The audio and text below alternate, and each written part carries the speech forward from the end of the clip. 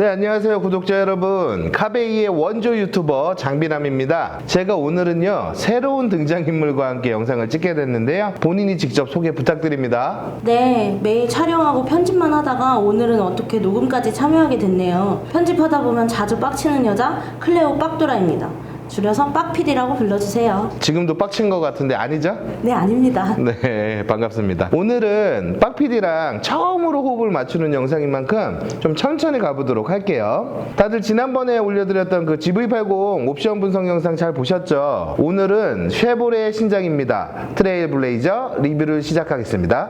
네, 지난번 GV80은 아무래도 남성분들이 좀 더 많은 관심을 가지고 보셨을 것 같아요. 오늘 소개해드릴 쉐보레 트레일블레이저는 소형 SUV라서 여성분들도 관심 있게 보실 수 있을 것 같아요. 빡PD도 소형 SUV 좋아하나봐요? 네, 저뿐만 아니라 대체적으로 20, 30대 여성분들 중에서 소형 SUV 싫어하시는 분들이 그렇게 많지는 않을 것 같아요. 그냥 편하게 부담 없이 타기 좋은 차라는 느낌? 최근 들어서 국산 SUV 시장이 엄청 커졌잖아요. 사실 이건 세계적인 추세이기도 하고, 또 아무래도 남성분들은요 팰리세이드라든가 GV80 같은 대형 SUV에 열광하는 반면에 여성분들이나 사회 초년생분들은 이런 좀 아기자기한 소형 SUV를 많이 좋아하시는 것 같아요. 네, 실제로 제 주변에도 티볼리 타는 친구들이 진짜 많거든요. 차에다 막 이름도 붙여주고 그러더라고요. 무슨 이름을 붙여요? 밍볼리, 뚜볼리 이런 식으로. 제가 타면 빡볼리?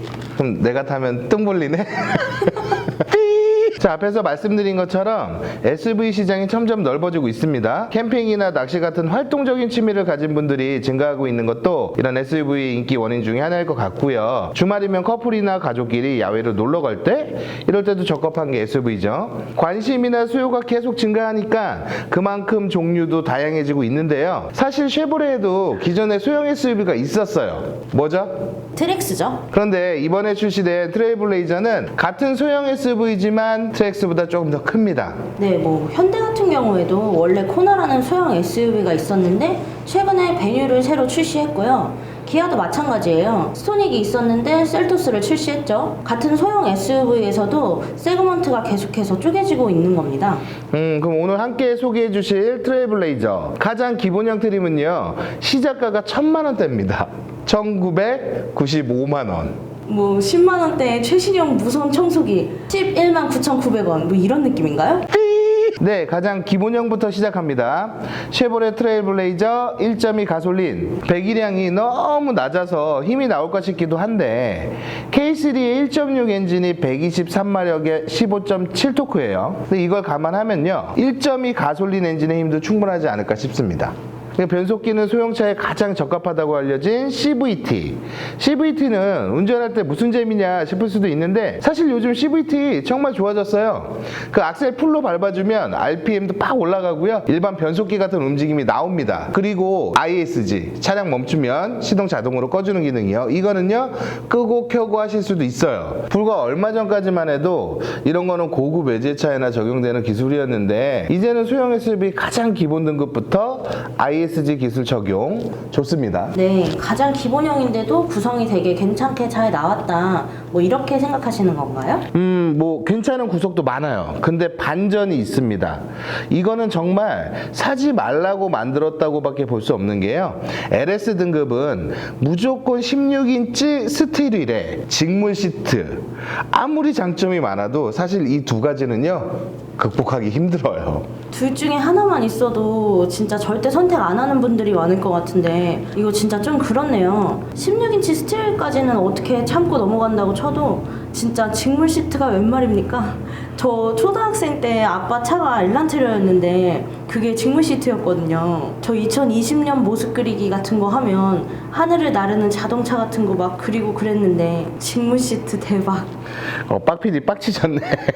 자, 거기다가 열선도 넣을 수가 없어요. 사지 말라는 겁니다, 이건 사실은요. 근데 특이한 게 또 안전사양은 나름 또 잘 들어갔어. 그니까요. 이게 후방 센서 있고요.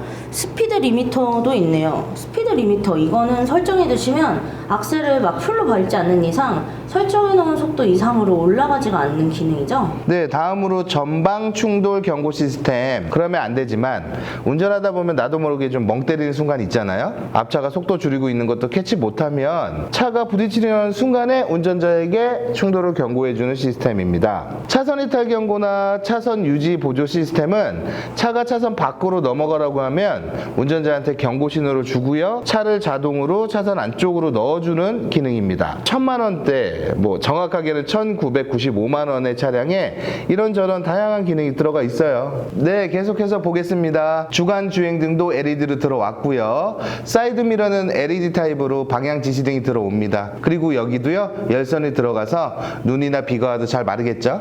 아, 제가 면허 따고 얼마 안 됐을 때 일인데요. 밤에 운전하는 것도 무서운데 그날 막 비까지 오는 거예요. 사이드 미러는 빗방울 때문에 막 하나도 안 보이고, 그래서 저 창문 열고 비 진짜 다 맞으면서 1시간 넘게 운전했던 기억이 있거든요. 그때 진짜 비 쫄딱 맞고 왔거든요.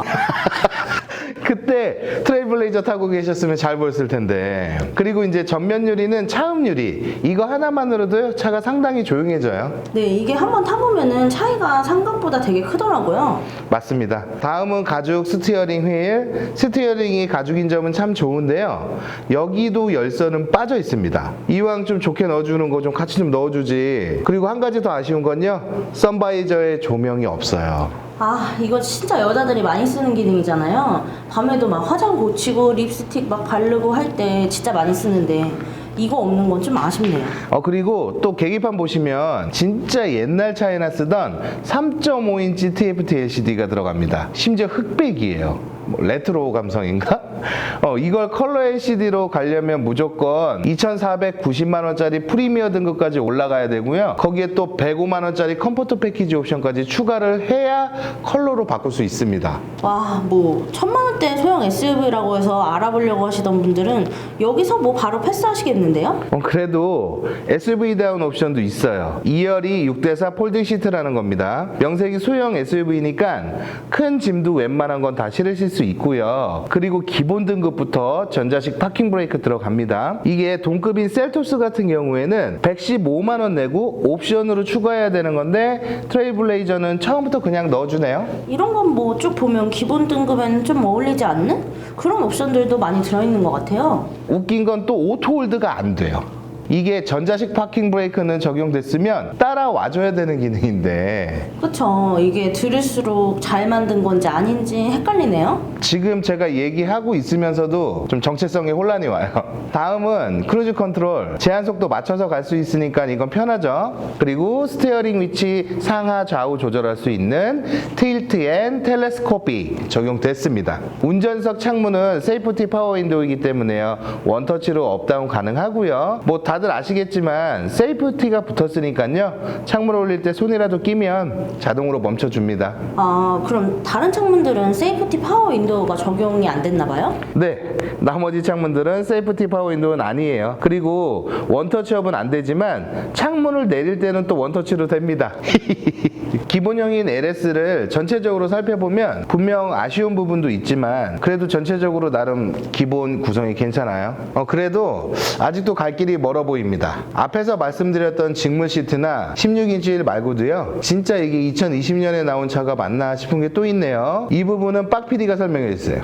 네, 트레일블레이저 LS는 일단 스마트 키가 아닙니다. 차 키로 시동 걸어줘야 돼요. 그리고 에어컨도 수동입니다. 온도 따로, 풍량 따로 이렇게 조절해야 된다는 불편함은 물론이고 대박인 건 블루투스도 핸즈프리는 되는데 오디오 스트리밍이 또 안 돼요. 이러면 뭐 음악은 어떻게 들어요? 뭐 USB 꽂던지 아니면 그냥 포기하고 라디오만 듣던지. 와, 진짜 소리마다에서 mp3 파일 다운받아서 USB에 담아가지고 달면 될 것 같아요. 2020년 맞나? 마지막으로 LS 등급은 옵션으로 넣을 수 있는 게 딱 하나예요. 에센셜 패키지 요거 딱 하나인데 기본 등급이 1995만 원부터 시작해서 진짜 저렴한 소형 SUV 나왔다 했는데 쭉 보고 나면 이건 정말 선택하는 분들이 없는 것 같고요. 자, 이제 LT 등급으로 넘어가겠습니다. 일단 얼마죠? 네, 2225만 원입니다. 여기서 벌써 벌써 230만 원이 올랐네요. 앞에서 계속 말씀드렸던 16인치 휠 LT부터는 17인치로 바뀝니다. 와, 여긴 진짜 박수 좀 쳐줘야 될 것 같은데요. 드디어 16인치 휠 탈출. 뭐 아무래도 SUV 타는 분들한테 좀 유용한 부분이죠. 그리고 시트도 직물 시트에서 드디어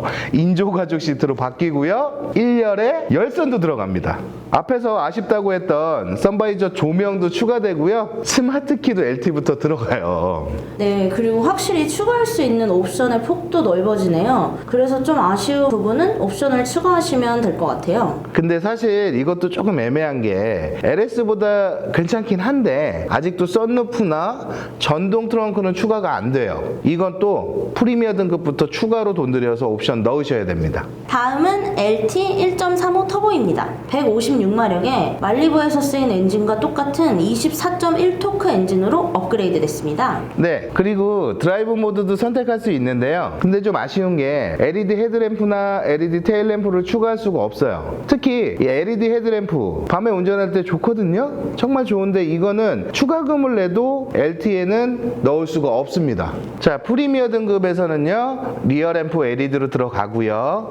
에어컨도 프로토로 바뀝니다. 그리고 오토라이트 컨트롤, 밤에 운전하실 때나 터널 들어가실 때 라이트 온오프를 자동으로 해주잖아요. 본인 시야 확보를 위해서도 필요하지만 다른 운전자에게도 내가 여기 달리고 있습니다 라고 보여주는 부분 중요한 거죠. 진짜 기본 중에 기본인데 이상하게 모르시는 것 같은 분들이 종종 있어요. 오토라이트 컨트롤 기능이 있으면 자동으로 야간에나 터널에서 라이트 켜주죠. 네, 맞아요. 제가 최근에 야간에 드라이브를 하다가 스텔스 차량을 만난 적이 있거든요. 그때 진짜 크게 사고 날 뻔했는데 가로등도 없는 깜깜한 길인데 아니 그렇게 라이트 끄고 다니면 앞이나 보이는지 모르겠어요. 이거 본인만 아니라 상대방 차에도 진짜 위험한 거거든요. 빡피디 또 빡쳤네. 예, 여러분 야간에는 꼭 라이트 켜고 다니시는 거 잊지 마시고요. 다음 보겠습니다. 룸미러에 하이패스랑 ECM 둘 다 들어옵니다. 야간에는 스텔스 차량도 문제지만 요 쌍라이트 켜고 눈뽕하는 차들도 문제인데요. ECM 기능으로 눈뽕 방지 어느 정도 되죠. 그리고 블루투스 듀얼 페어링 기능, 동시에 스마트폰 2개까지 연결이 가능합니다. 아, 이거는 뭐 차를 매번 혼자 타는 분들이면 상관없겠지만 그런 게 보통 아니잖아요. 그럴 때 뭐 매번 이거 연결했다 저거 연결했다 하는 번거로움을 덜 수 있으니까 이 기능 되게 편리할 것 같네요. 그래도 아직 좀 아쉬운 게 있어요. 옵션질이 장난이 아닙니다. LT에서 85만 원에는 됐는데 이게 프리미어에서는요, 후축방이랑 묶인 셀렉티브 1 패키지를 선택해야 돼가지고 가격이 110만 원이나 올라갑니다. 네, 다음은 액티브 등급입니다. 가격은 2,570만 원. 그러니까 앞에 설명드린 프리미어에 비해서 80만 원이 더 올라갔어요. 액티브는 좀 일단 디자인부터 오프로드 느낌을 준 것 같아요. 17인치 휠이지만 디자인도 바뀌고요. 머플러도 듀얼로 들어갑니다. 자, 마지막으로 트레일블레이저에서 가장 많은 분들이 관심을 가지는 RS 등급입니다. 얼마죠? 네, 2,620만 원이고요. 프리미어에 비해서 130만 원이 비싼 가격이에요. 보니까 RS가 다른 등급에 비해서 유독 디자인이 또 이뻐요. 기능도 기능인데 디자인도 진짜 중요하잖아요. 그리고 RS에는 휠도 18인치로 들어가요. 저는 일단 디자인 때문에라도 RS 타고 싶더라고요. 외관만 다른 게 아니라 내부 인테리어도 RS에서 확실히 더 힘을 준 느낌이 들어와요. 계기판이나 기어봉 같은 데도 RS라고 새겨져 있어요. 트레일블레이저는 RS냐 아니냐로 또 한 번 갈리게 되는 겁니다. 거기에 D컷 스티어링 휠, 요거 RS에만 적용되는 겁니다. 자, 쉐보레 트레일블레이저 장기 렌트로 계약하시게 되면 금액대는 얼마나 되는지 이게 아무래도 많은 분들이 가장 궁금해하시는 부분일 것 같은데요. 일단 차량 옵션이랑 월 대여료만 먼저 설명드리고 추가 설명을 드릴게요. 트레일블레이저 1.35 차량가는 2,575만 원짜리입니다. 옵션은 에센셜 패키지, 컨비니언스 패키지, 컴포트 패키지 1이 들어간 거고요. A, B, C사를 비교했는데요. A사는 대여료가 56만 1,000원이고요. B사는 53만 3,000원, C사는 49만 1,000원입니다. 자, 이렇게 보통 아반떼나 K3 이렇게 나온 지 오래된 차들은요, 대여료 차이가 많이 안 나요. 업체마다. 근데 이렇게 새로 나온 차들은요, 렌탈사들도 이 장가를 어느 정도로 매겨야 하는지, 대여료를 어느 정도로 놔야 되는지를 좀 헷갈려해요. 그래서 이게 지금 나오자마자 낸 견적이기 때문에 대여료 차이가 꽤 크고요. 어쨌든 결론적으로는 요 C사의 49만 1,000원짜리 견적이 가장 탁월한 선택일 것 같은데요. 한 가지를 조심하셔야 되는 게 요 C사 견적 같은 경우는 나중에 차량을 반납하실 때 감가상각을 고객님들한테 따져 묻습니다. 그러니까 이런 내용은 사실은 계약하실 때요, 영업사원들한테 꼭 들어야 되는 내용이기도 한데 좀 그러지 못하는 영업사원들도 많은 것 같아요. 좀 안타까운 부분이고요. 네, 뭐 적어도 저희 카베이에는 그런 영업사원분들은 없지 않나요? 제가 모든 영업사원과 또 신입분들이 들어오면은 교육을 직접 하고 있기 때문에 이 부분은 아주 강조를 하고 있습니다. 무조건 설명드려라. 저를 믿으세요. 트레이블레이저 장기 렌트 견적을 받아보고 싶다 하시는 분들은 카카오톡 플러스 친구에서 장기 렌트카 카베이라고 검색해 주시면 저희 계정이 떠요. 이쪽으로 카톡 주세요. 아니면 1661-5519로 전화 주시면 빠르고 정확하게 상담 받아보실 수 있습니다. 오늘은 새롭게 출시된 쉐보레의 소형 SUV죠. 트레이블레이저에 대해서 알아봤는데요. 아무래도 제가 좋아하는 소형 SUV다 보니까 디자인도 깔끔하고 뭐 가격도 저렴한 것 같아서 관심이 가던 차량이었거든요.